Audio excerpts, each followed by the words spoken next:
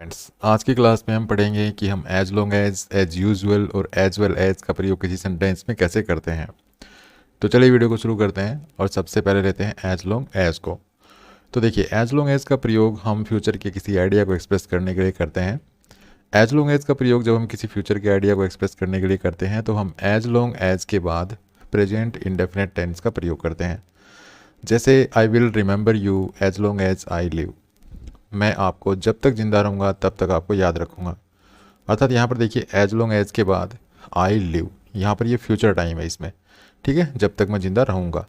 तो यहाँ पर फ्यूचर आइडिया को एक्सप्रेस किया जा रहा है एज लॉन्ग एज के बाद। और फ्यूचर आइडिया को एक्सप्रेस करने के लिए, जैसे कि मैंने आपको बताया था, हम प्रेजेंट इंडेफिनिट टेंस का प्रयोग करते हैं। तो यहाँ पर प्रेजेंट इंडेफिनिट टेंस का प्रयोग किया गया है। अगर आप यहाँ पर ऐसे लिखते हैं I will remember you as long as I will live, तो फिर ये गलत हो जाएगा, ठीक है, हम ऐसा नहीं लिख सकते हैं। तो सबसे पहला प्रयोग था एज लॉन्ग एज का, कि एज लॉन्ग एज का प्रयोग हम किसी फ्यूचर के आइडिया या फ्यूचर के टाइम को रेफर करने के लिए करते हैं। तो जब हम फ्यूचर के टाइम को रेफर करने के लिए या फ्यूचर आइडिया को एक्सप्रेस करने के लिए इस तरह से एज लॉन्ग एज का प्रयोग करते हैं, तो हम एज लॉन्ग एज के बाद प्रेजेंट इंडेफिनिट टेंस का प्रयोग करते हैं। नेक्स्ट है, हम एज लॉन्ग एज का प्रयोग कंडीशन की सेंस में भी करते हैं। जैसे अगर मैं कहता हूँ you can take my car as long as you drive carefully, कि आप मेरी कार ले सकते हैं इस कंडीशन पे कि आप इसको केयरफुली ड्राइव करें। तो यहाँ पर देखिए एज लॉन्ग एज का प्रयोग हुआ है। हम एज लॉन्ग एज की जगह ऑन कंडीशन दैट इन शब्दों का भी प्रयोग कर सकते हैं। जैसे आप इसी सेंटेंस को ऐसे भी लिख सकते हैं, you can take my car on condition that you drive carefully. इसी प्रकार से अगर मैं कहता हूँ you can sit here as long as you don't make a noise, तो यहाँ पर भी देखिए एज लॉन्ग एज का प्रयोग किया गया है। और यहाँ पर एज लॉन्ग एज का प्रयोग क्या दिखाता है? कंडीशन। मीन्स यहाँ पर इस सेंटेंस का क्या मीनिंग है? You can sit here on condition that you don't make a noise. इसी प्रकार से I can give you money as long as you return it in time. तो यहाँ पर भी देखिए एज लॉन्ग एज का प्रयोग हुआ है।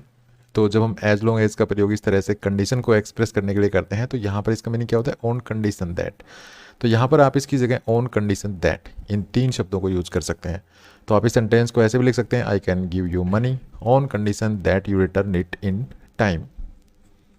तो इस तरह से हम एज लॉन्ग एज की जगह ऑन कंडीशन दैट का प्रयोग करके हम किसी कंडीशन को भी एक्सप्रेस कर सकते हैं। नेक्स्ट है, हम एज लॉन्ग एज का प्रयोग लेंथ ऑफ टाइम को एम्फेसाइज करने के लिए भी करते हैं। लेकिन जब हम एज लॉन्ग एज का प्रयोग इस तरह से लेंथ ऑफ टाइम को एम्फेसाइज करने के लिए करते हैं, तो इसका प्रयोग किसी नंबर से पहले किया जाता है। जैसे एग्जांपल देखिए, he stayed with me as long as 2 years। तो यहाँ पर देखिए एज लॉन्ग एज के द्वारा 2 years, ये जो लेंथ ऑफ टाइम है, इसको एम्फेसाइज किया जा रहा है। और यहाँ पर हम देख रहे हैं एज लॉन्ग एज के बाद एक नंबर का प्रयोग किया गया है, 2 का। उसी प्रकार से we waited as long as 3 hours। तो यहाँ पर देखिए एज लॉन्ग एज के द्वारा इस 3 hours, ये जो पीरियड ऑफ टाइम है, इसको एम्फेसाइज किया गया है। तो ऐसे में एज लॉन्ग एज के बाद एक नंबर है 3। उसी प्रकार से the quarrel continued as long as 2 hours। तो यहाँ पर देखिए एज लॉन्ग एज के द्वारा इन 2 hours, ये जो पीरियड ऑफ टाइम है, इसको एम्फेसाइज किया गया है। और ऐसे में हम एज लॉन्ग एज के बाद कोई नंबर यूज करते हैं, तो यहाँ पर देखिए 2 का प्रयोग किया गया है। तो इस तरह से हम एज लॉन्ग एज के द्वारा लेंथ ऑफ टाइम या कह सकते हैं पीरियड ऑफ टाइम को भी एम्फेसाइज कर सकते हैं। और ऐसे में हम एज लॉन्ग एज के बाद कोई ना कोई नंबर यूज करते हैं।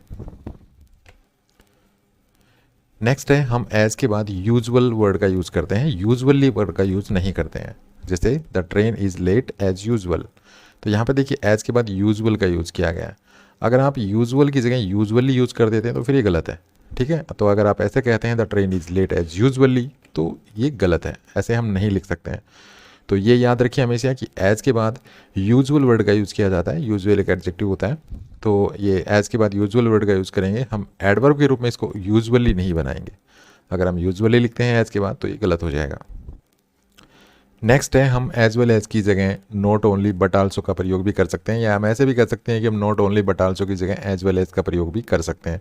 मतलब आपस में इनको एक दूसरे की जगह यूज कर सकते हैं। कैसे? कुछ एग्जांपल्स के द्वारा देखते हैं। जैसे हमने एग्जांपल लिया, he give me food as well as money. तो यहाँ पर देखिए एज वेल एज का प्रयोग हुआ है। यहाँ पर एज वेल एज से पहले फूड नाउन है और एज वेल एज के बाद मनी नाउन है। तो हम यहाँ पर एज वेल एज की जगह नॉट ओनली बट आल्सो का प्रयोग भी कर सकते हैं। तो यहाँ पर हम इस सेंटेंस को ऐसे भी लिख सकते हैं, he give me not only food but also money. यहाँ पर आपको ये ध्यान रखना है कि नॉट ओनली और बट आल्सो, यहाँ पर नॉट ओनली के बाद जो पार्ट ऑफ स्पीच होगी वही बट आल्सो के बाद होगी। इस चीज़ को आपको नोट करना है। जैसे यहाँ पे देखिए नॉट ओनली के बाद फूड है जो कि नाउन है, तो बट आल्सो के बाद भी नाउन ही होना चाहिए। तो यहाँ पर मनी नाउन है जो कि बट आल्सो के बाद है। यहाँ पर आप आल्सो को इस नाउन के बाद भी लिख सकते हैं, अर्थात इस सेंटेंस को आप ऐसे भी कह सकते हैं, he gave me not only food but money also. ठीक है, एक और एग्जाम्पल लेते हैं, जैसे she has a cat as well as a dog. तो यहाँ पर देखिए एज वेल एज का प्रयोग हुआ है। यहाँ पर हम इस सेंटेंस को ऐसे भी लिख सकते हैं, she has not only a cat but also a dog. तो यहाँ पर हमने एज वेल एज की जगह नॉट ओनली बट आल्सो का प्रयोग कर दिया, और नॉट ओनली के बाद एक नाउन है देखिए ए कैट, तो बट आल्सो के बाद भी नाउन ही होना चाहिए। तो यहाँ पर बट आल्सो के बाद भी नाउन है ए डॉग। यहाँ पर हम आल्सो को ए डॉग के बाद भी लिख सकते हैं, और ये सेंटेंस ऐसे भी लिख सकते हैं, she has not only a cat but a dog also. तो इस तरह से हम एज वेल एज की जगह नॉट ओनली बट आल्सो का भी प्रयोग कर सकते हैं। नेक्स्ट है, अगर हम अपने रीडर को दो वस्तुओं के बारे में बताना चाहते हैं तो एज वेल एज के बाद हम उस वस्तु को रखते हैं या वो नाउन रखते हैं जिसके बारे में हमारा लिसनर या रीडर ऑलरेडी पहले से जानता है। जैसे एग्जांपल देखिए, as well as birds some mammals can also fly.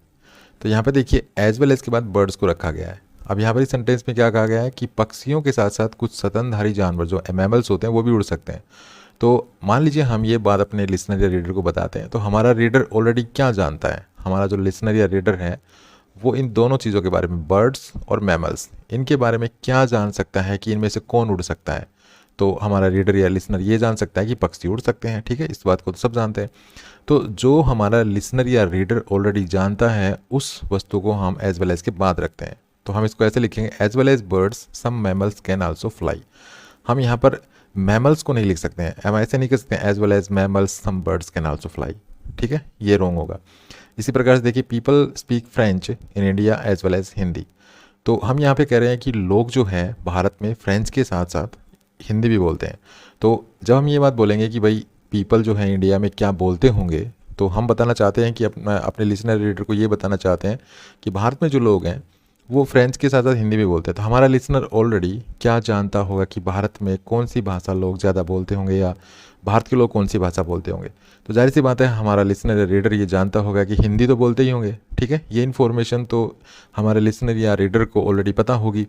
तो हम एज वेल एज के बाद हिंदी लिखेंगे, ठीक है ना। तो हम इस सेंटेंस को ऐसे लिखेंगे, people speak French in India as well as Hindi, ठीक है।